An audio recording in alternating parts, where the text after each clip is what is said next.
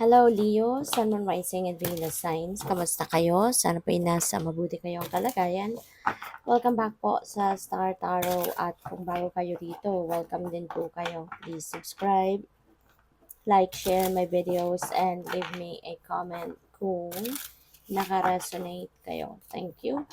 So first card ni ni Leo, we have the Pathless. Ayan. So unang-una, Leo, baka, no, kaya nasabi natin si Virgo kasi baka you are dealing with a Virgo.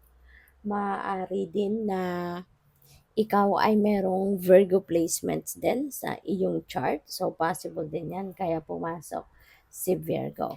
So, your first card is Pathless. Ayan. So, parang, yeah, you are lacking in direction. No, maaaring wala kang direction sa ngayon. Hindi mo na-figure out kung ano yung gagawin mo or hindi mo na-figure out kung alin yung best mong gawin, 'di ba? Kasi maaari yung decision na to is very difficult for you because this could be a very important decision na kailangan mong gawin.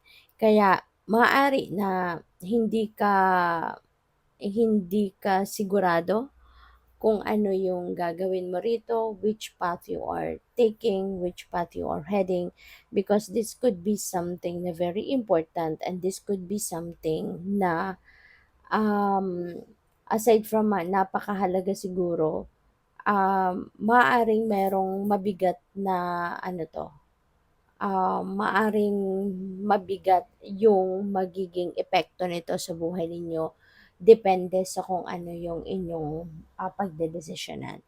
Kaya it's better, if you are going to reflect on this para na makatulong sa iyo na maging magaan, no, ang inyong pakiramdam, maging magaan yung takbo, 'di ba, ng isip ninyo. Kasi kapag ano 'yun, kapag patuloy kang mag-iisip ng mag-iisip na hindi mo man lang ibe-break muna yung chain of thought mo, parang paikot-ikot lang 'yan, kung ano na yung naisip mo maaring yun na yun lang ang paikot-ikot. But if you are going to break the chain of thought ninyo, maaring mabago, 'di ba, ang sitwasyon. Maaring mabago yung may mabago sa iniisip ninyo. And also, maaari 'no, na makakatulong din sa iyo if you are going to tune into your intuition then. Kasi yung intuition natin, divine guidance yun eh, 'di ba? If you are going to follow, if you're going to listen and follow what your intuition is telling you, makakasiguro ka din na mapupunta ka sa tama, 'di ba? Kaya mas magandang magdadasal, mas magandang mag-reflect, no, pag-isipan mabuti ito, no, kung ano man ang inyong gagawin. Kung naguguluhan or nahihirapan kayo na iniisip nyo lang, isulat ninyo what are the pros and cons, 'di ba? Para mas maiisip ninyo kung alin nga ba talaga yung mas makakabuti para sa iyo. So we have celebration and family. So napakaganda rin ito for others of you. Merong celebration, merong okasyon na isi-celebrate kasama ang inyong pamilya. O pwedeng merong kasalan, maaring merong kasalan, merong engagement, merong may birthday, anniversary, mga ganyan. Kaya magiging masaya kayong magkakasama, no? Maaring magre-reunion dito, no, ang inyong pamilya. So have fun. So we have the miser, ayan, stubbornness, inflexibility. So ang iba sa inyo parang nagmamatigas no? O pwedeng isa din ito sa dahilan kung bakit kayo hindi makapagdesisyon sa ngayon kasi pupuwedeng ikaw lang din naman yung parang you are getting in your own way, 'di ba? Yung parang ikaw din yung nagmamatigas sa sarili mo, 'di ba? Kaya or pupuwede rin na ikaw yung nagsusutil-sutilan towards other people or someone else, 'no? Maaaring merong nakikipagmatigasan sa'yo, pupuwedeng merong nakikipagdiskusyon sa'yo, puwedeng gano'n, 'no? At hindi hindi nakikinig sa'yo, puwedeng may gano'n. So, by the way, maraming salamat for subscribing. And if you haven't subscribed yet, subscribe na kayo.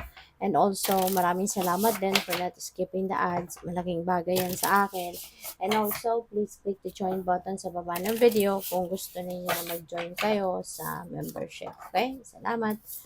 So, we have Call of the Muse. Ayan. So, maaari, no, Leon, ang iba sa inyo rito will have an opportunity na maipakita or ma-express dito kung ano man yung inyong talento, ang inyong mga ah, creative prowess, 'di ba? Maaaring may opportunity na dadating para ma-express din ninyo yung sarili ninyo, ang passion ninyo, ang artistry ninyo.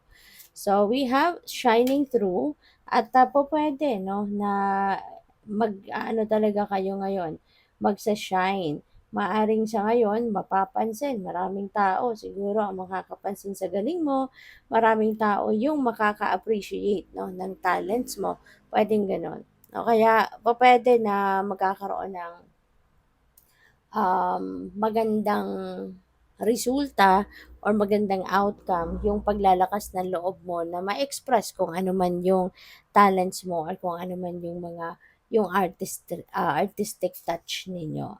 So we have a deep breath. Ayan. So for sure related yan dito sa pathless energy na kailangan ninyo magpahinga. Okay? Take a breather, go deep within you, kasi makakatulong 'yan 'no, na makapag-isip kayo ng mabuti, makapag-isip kayo ng sound and, fair decision, okay? Kasi minsan kapag tayo ay, magulong isip, 'yan ang nangyayari kapag tayo din ay pagod. So, minsan kailangan natin talaga na ipagpahinga 'no, yung katawan natin, ang isip natin para nang sa gayon, eh, makapag-ano ka, you can take a time out sa kabisihan mo para na magkaroon ka ng mas ano, mas may direksyon 'no, ang isip. So, good luck sa'yo. So, tignan natin kung ano pa ang ganap. Tignan natin kung ano pa yung mga mensahe para sa'yo.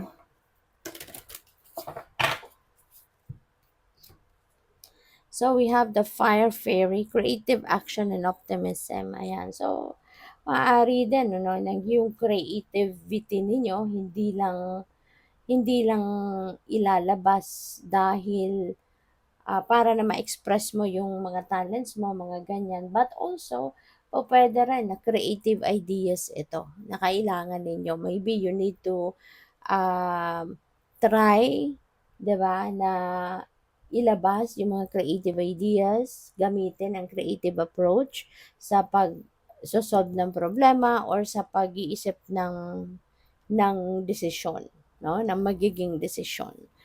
So, we have joy. Ayan. So, you're definitely going to feel joy and happiness kasi nga, no, doon sa may mga reunion, 'di ba? Doon sa merong mga pagtitipon ng magkakapamilya. So, for sure, makakaramdam ka diyan ng saya, makakaramdam ka diyan ng